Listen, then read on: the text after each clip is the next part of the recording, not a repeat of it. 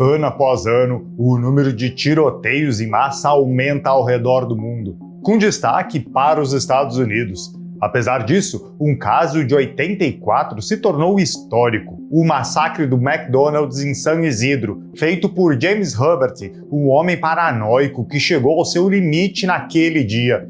Fica aqui comigo e vamos ver esse caso completo. Vamos lá.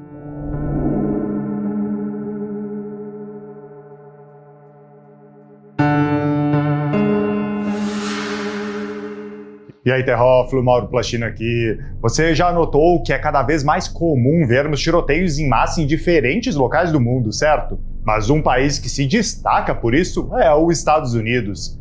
Em 2023, aconteceram 630 desses eventos, enquanto em 84 foram apenas 13. E estou comparando com 84, pois foi nesse ano que aconteceu a nossa história. No dia 18 de julho, James Hubbard entrou em um McDonald's e abriu fogo contra funcionários e clientes sem motivo aparente. Esse episódio ficou conhecido como o massacre do McDonald's em San Isidro.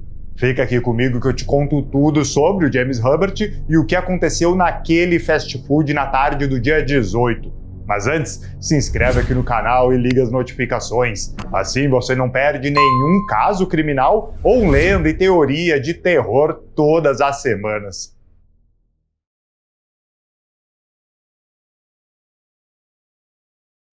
James Hubbard nasceu em 11 de outubro em Kenton, Ohio.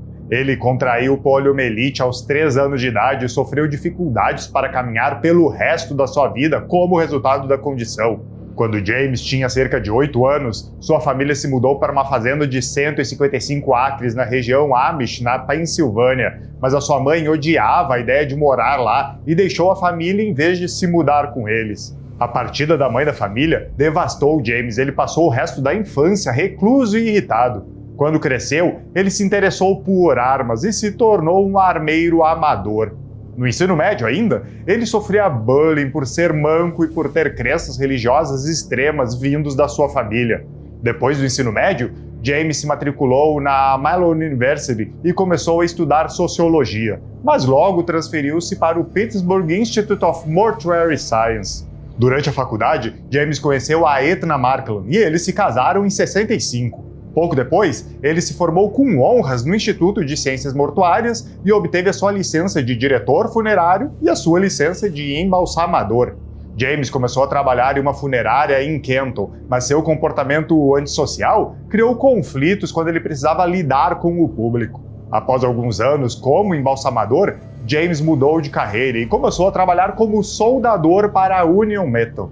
Como a soldagem é um trabalho que não requer muita interação, ele prosperou nessa posição, recebendo inúmeras promoções e aumentos. Pouco depois de começar a trabalhar como soldador, ele e a sua esposa se mudaram para uma área mais nobre em Ohio. Em 71, a casa deles foi destruída em um incêndio, e quando os bombeiros inspecionaram a casa após o incêndio, relataram ter encontrado uma grande coleção de armas de fogo. O casal acabou comprando outra casa na mesma rua e depois construiu um complexo de apartamentos no terreno onde ficava a casa anterior. Em 72, tiveram a sua primeira filha, chamada Zélia, e em 74, a sua segunda, Cassandra. Com o passar dos anos, James se tornou cada vez mais abusivo com a sua esposa e filhas. Uma vez, a Etna registrou um boletim de ocorrência na polícia de Camden afirmando que James a havia agredido. O Departamento de Crianças e Serviços Familiares de Kenton relatou que ele havia batido ou socado suas filhas várias vezes. A Etna sugeriu repetidamente que James procurasse aconselhamento para os seus problemas, mas ele sempre se recusou. Ele era uma ameaça no bairro e a polícia da região disse que recebia reclamações regulares dos vizinhos, desde reclamações de barulho até reclamações sobre os cães de ataque que ele estava treinando. Em 83, James foi demitido do seu emprego e logo depois sofreu um acidente de moto que o deixou com dor no pescoço e tremores nas mãos, tornando-o incapaz de trabalhar com a soldagem. Nessa época, ele havia se tornado paranoico e acreditava que o governo dos Estados Unidos estava conspirando contra ele, incluindo o presidente Jimmy Carter e depois o presidente Reagan. Ele acreditava que a Guerra Fria se intensificaria e que haveria um colapso econômico ou uma guerra nuclear. Assim, ele começou a estocar armas e alimentos não perecíveis. James acreditava que poderiam vender as suas propriedades e que o dinheiro duraria mais se morassem no México, então ele solicitou residência no país. Depois de vender o complexo de apartamentos e a casa, eles se mudaram para Tijuana. James, que não falava muito espanhol, não conseguiu encontrar um emprego lá. Em 3 meses, ele percebeu que havia tomado uma má decisão e a família voltou para os Estados Unidos, estabelecendo-se em San Isidro, Califórnia, em janeiro de 84. James encontrou um emprego como segurança e, após concluir o treinamento, começou a trabalhar como guarda em um condomínio em Chula Vista. Em 10 de julho, James foi demitido devido ao mau desempenho nesse trabalho. Já no dia 15, ele finalmente admitiu que precisava de ajuda com a sua saúde mental e disse a Etna que estava pronto para procurar aconselhamento. 2 dias depois, ele ligou para uma clínica de saúde mental e solicitou uma consulta. A recepcionista anotou as suas informações de contato e disse que alguém ligaria de volta. Quando ele falou com a clínica, foi questionado com uma série de 5 perguntas de triagem e respondeu a todas negativamente, e não quis falar sobre o seu problema. Assim, foi informado que seria chamado de volta para uma consulta dentro de 1 ou 2 dias. Essa conversa aconteceu no dia anterior ao fatídico dia que marcou a sua vida e a de tantos outros, que é o tema desse vídeo. James foi descrito como educado e racional ao telefone, sem indicação alguma de que qualquer crise ou de estar passando por alguma doença mental grave. Uma informação importante que James deixou de falar para a clínica é que desde que moravam em Ohio, ele tomava Valium. Mas depois de se mudarem, eles não estavam conseguindo o remédio e ele havia parado de tomar.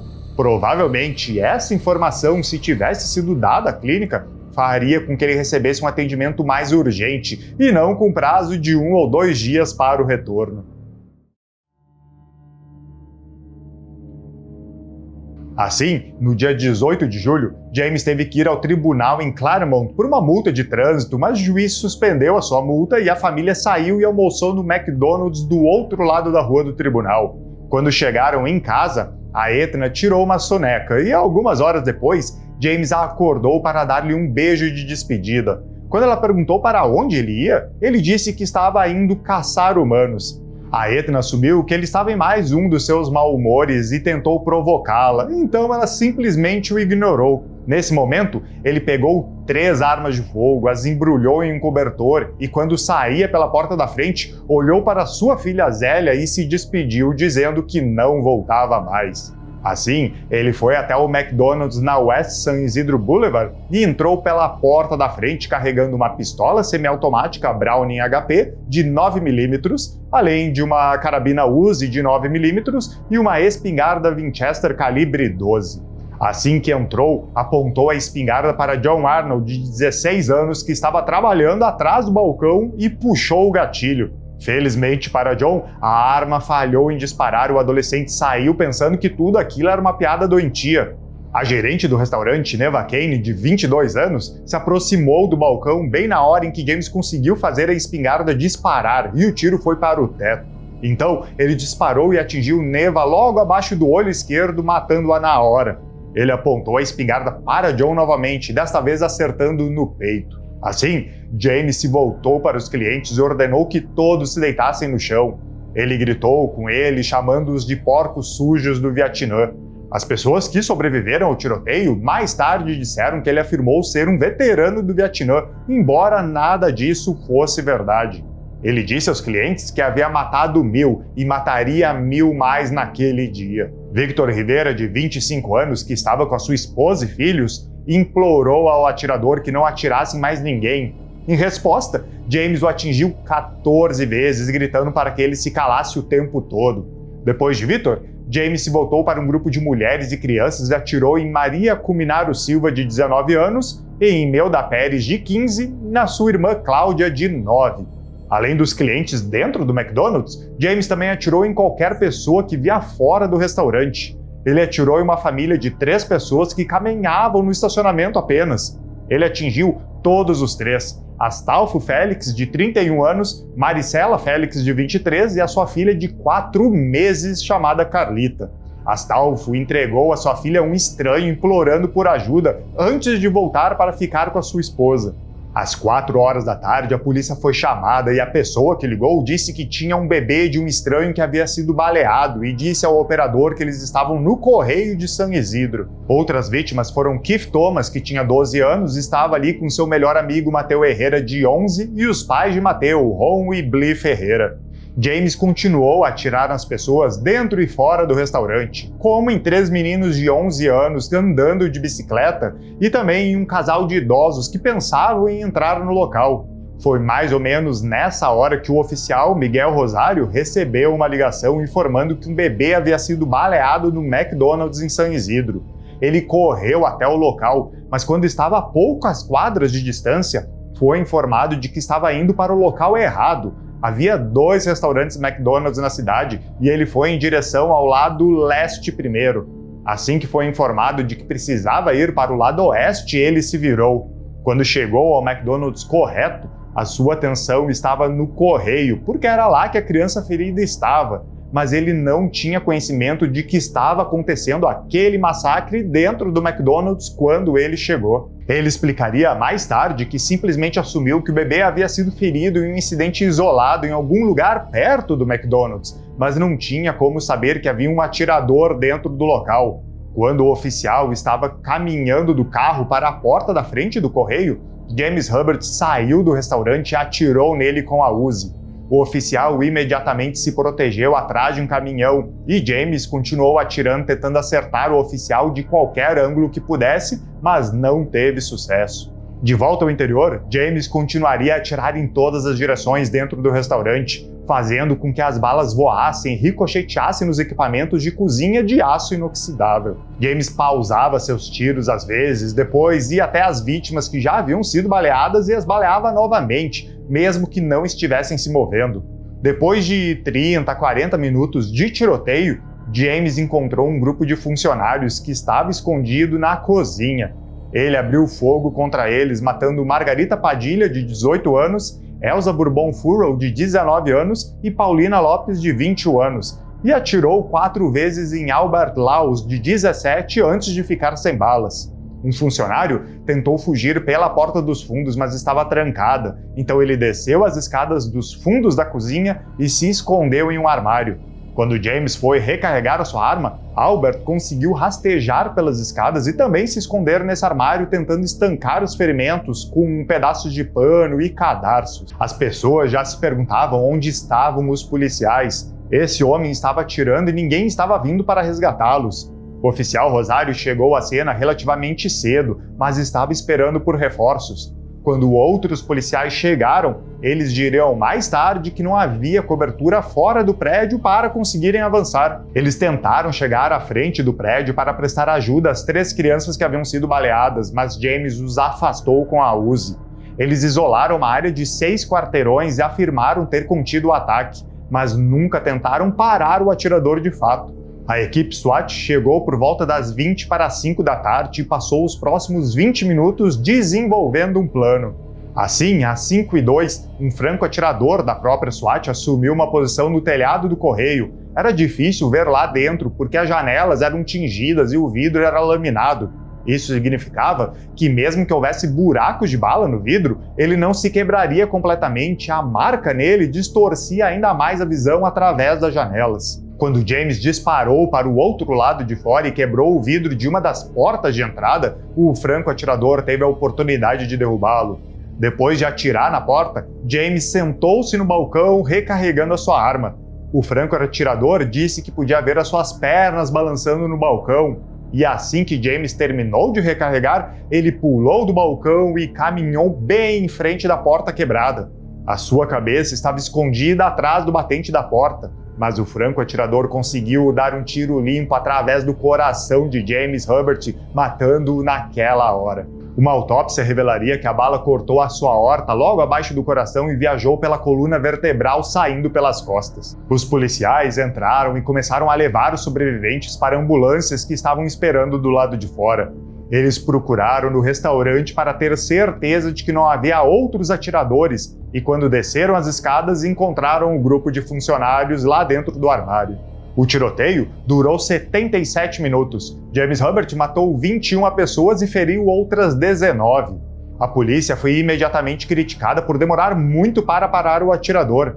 Jerry Sanders, o ex-comandante da SWAT, afirmou que durante 77 minutos inteiros a polícia não sabia o que estava acontecendo dentro do restaurante e afirmou que o sol fazia com que você não pudesse ver dentro do prédio.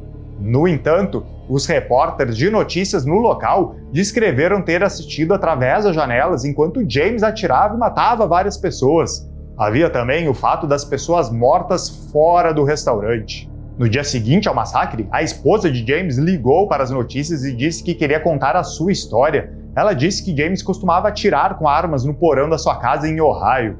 Ela também disse que ele era extremamente anti-imigrante, especialmente com pessoas do México, o que poderia ser apoiado pelo fato de que quase todas suas vítimas eram hispânicas. Ao mesmo tempo, era provável que ele encontrasse principalmente imigrantes mexicanos naquele McDonald's devido à sua proximidade com a fronteira com um país vizinho. A coisa estranha sobre isso, no entanto, é que ele próprio era um imigrante. Ele se mudou dos Estados Unidos para o México, o que se tornaria essa alegação extremamente hipócrita se fosse verdadeira. A corporação McDonald's reformou o restaurante com planos de reabri-lo, mas depois de mais considerações mudaram de ideia. O restaurante foi demolido e o McDonald's doou o terreno para a prefeitura da cidade. Os sobreviventes e as famílias dos falecidos entraram com um processo contra o McDonald's e o Departamento de Polícia de San Diego, mas os processos foram eventualmente arquivados. Embora o McDonald's não fosse legalmente responsável pelo tiroteio, eles doaram $1 milhão para um fundo de ajuda às vítimas. Em 86, a Etna Hubbard entrou com um processo de $5 milhões contra o McDonald's, o antigo empregador de James, Babcock Wilcox, alegando que uma combinação de exposição química da soldagem e uma dieta pobre de comida do próprio McDonald's foi a razão pela qual ele cometeu o tiroteio.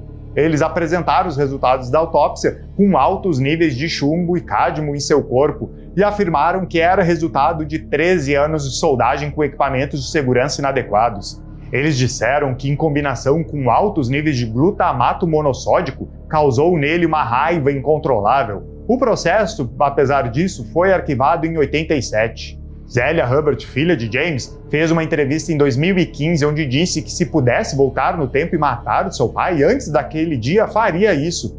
Ela disse que passou a vida tentando ser exatamente o oposto dele e se tornou enfermeira para ajudar as pessoas. Até hoje, ninguém sabe ao certo por que James entrou naquele McDonald's e matou o máximo de pessoas que pôde. E aí, conhecia o massacre do McDonald's San Isidro e a história de James Hubbard? Me conta aqui nos comentários o que você achou desse caso e se ele te lembrou algum outro que você já viu por aí. E já que você gosta de terror e de suspense, que tal deixar a sua casa com esse tema também? Veja alguns itens para decorar a sua casa com os produtos linkados aqui na descrição do vídeo. E se você quiser ver mais casos criminais como esse, conheça a história do Homem Cinzento, Albert Fish, que ficou conhecido como o verdadeiro canibal americano. Um ótimo terror para ti e até o próximo caso. Até mais!